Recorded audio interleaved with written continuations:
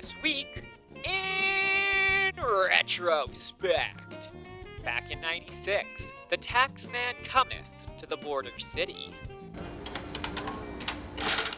Number crunching, and plenty of it. A common sight as the end of the income tax season is now just over a day away from wrapping up. It's usually pretty frantic.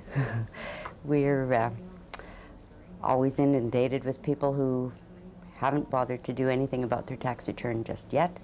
And we also have a lot of files that have been completed and people haven't bothered to stop by and pick up yet.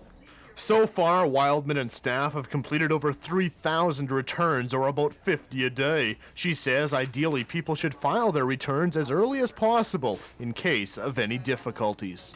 If they're in early, you know, there's a chance maybe to do a little quick fix or to alleviate some of the tax that's due. But at this point in time, there's nothing much they can do. It's the bottom line is the bottom line, and you've got to live with it. And in 2001, a local high school hosts Under the Mask, a workshop to empower teenage women.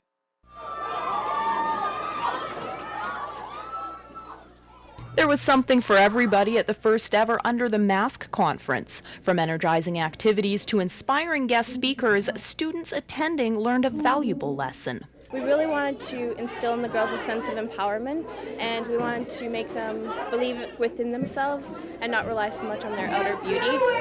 Under the Mask catered to girls in grades 9 and 10 and was organized by people who understand this age group the most, teenagers. It's the culmination of 3 months of dedication, organization, and particularly commitment. It's 3 months of working with a young group of girls, which is just the most exciting thing. It keeps you young yourself. Kids learn by doing, and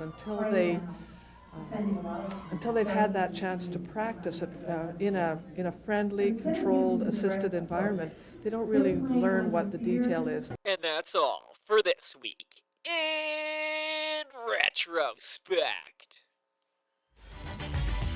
Retrospect this week is brought to you by Webb's Ford. Worth your while to drive the extra mile. Webb's Ford in Vermilion.